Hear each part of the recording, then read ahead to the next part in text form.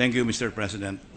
Mr. President, today I stand before you not to sound an alarm, but just to issue a food advisory. And the topic of my statement today, Mr. President, is avoiding a food crisis. Mr. President, it's no exaggeration to say at this time that the world is maybe on the brink of an upheaval in terms of food. The prices of staple crops and food are escalating, causing widespread social unrest that has already toppled leaders in North Africa and in the Middle East. In February, the Food Price Index of the United Nations Food and Agriculture Organization rose for the eighth consecutive month, Mr. President. There's the graph, Mr. President. Averaging 235 points a month. This is the highest level since the index was first tracked 20 years ago, Mr. President, 1990. Between October 2010 and January 2011, the World Bank's food index also rose by 15%. It is just 3% under its peak recorded in June 2008 at the height of the last global food crisis. Rice, maize, and wheat comprised 60% of the world's food supply intake. It is their prices that are increasing very steeply based on data from both the World Bank and FAO. According to our Bureau of Agricultural Statistics, local rice prices have been increasing in some key areas, including Cebu and Davao.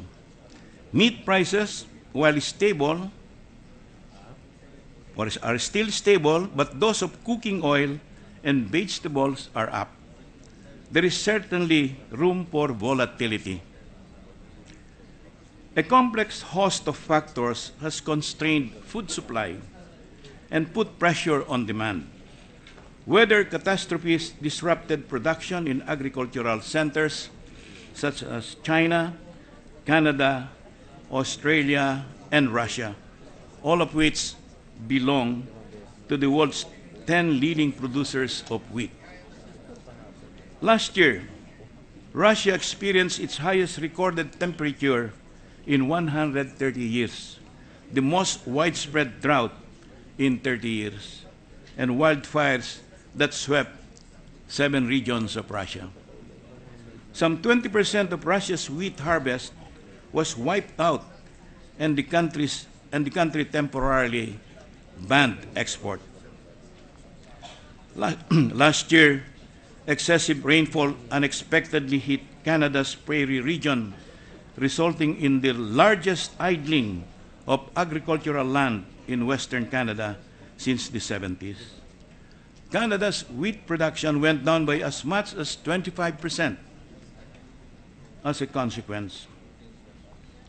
Wet weather and calamitous flooding in the state of Queensland, Australia last December are expected to reduce up to 50% of Australia's wheat harvest this year to feed grade. Feed grade, from food grade, Mr. President, to feed grade. That means for animals. Large dust storms and winter drought devastated the North China Plain. China, the world's top wheat producer, has always been self-reliant, Mr. President, but now it needs to import grain for its 1.3 billion people. Moreover, hot weather followed by heavy rains last year curbed output across the United States Corn Belt.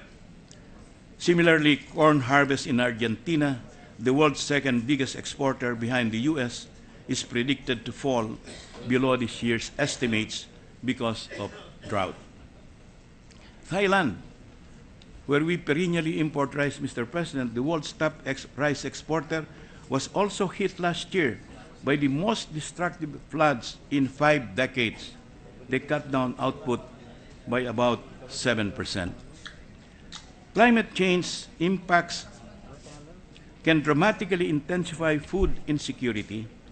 Scientific research warns that the world will be a lot warmer by the end of the 21st century if we do not abate greenhouse gas production.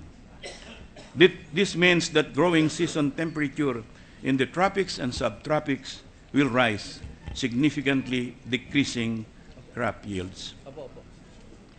Food and fuel are inextricably linked, Mr. President. Agriculture has been supporting human settlements for 10,000 years, but not until the Industrial Revolution did food production rise to an unprecedented scale through the use of fossil fuel.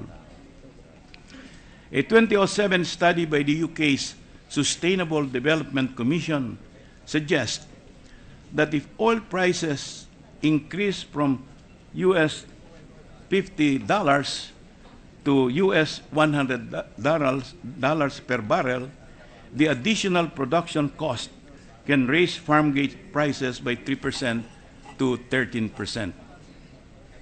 Yesterday, Mr. President, US crude for April delivery closed at US 105.02 cents per barrel. As trouble persists in the Middle East. Meanwhile, Dubai crude, Mr. President, our Asian benchmark, hit US 110.63 cents as of yesterday or Monday. We are particularly vulnerable, Mr. President, because we source about 80% of our oil needs from the Middle East. Since last week, local oil companies raised prices thrice, resulting in a net increase of 4 pesos 75 per liter for gasoline and 4.25 pesos for diesel and 4.75 for kerosene. High energy prices are also making biofuels now more attractive, Mr. President. This creates the classic debate between fuel and food. This creates adverse impacts when corn and sugar production are diverted from food. Data from the U.S. Department of Agriculture show that ethanol for fuel will capture 40% of corn harvest in the United States for 2010 to 2011. This is enough to feed 350 million people for 1 year. The experience of Egypt and Tunisia, Mr. President, don't forget the turmoil in Egypt and Tunisia began over lack of food, over food riots, where skyrocketing food prices fueled recent protests that prompted their presidents to flee. Provide us valuable lessons. Analysts believe that outrage over the abuse and inaction of national leaders provoke food riots more than actual lessons, or rather actual hunger. The same is true of the unrest in Algeria, Mauritania, Gabon, Cameroon, and Zimbabwe. These are oddly reminiscent of the food riots that broke out in more than 40 countries in 2008. This tells us that inaction is a dangerous choice. Let me repeat that, Mr. President. This tells us, the lesson we learned from this is that inaction is a dangerous choice. We have yet to see the current administration craft a coherent plan that will ensure the sufficiency of our food supply and the stability of food prices. The high cost of food is a politically sensitive issue here in our country, since the bottom 80% of our population allots almost 60% of their expenditures on food, and half of that goes to rice. Philippine history has shown that stabilizing the price of rice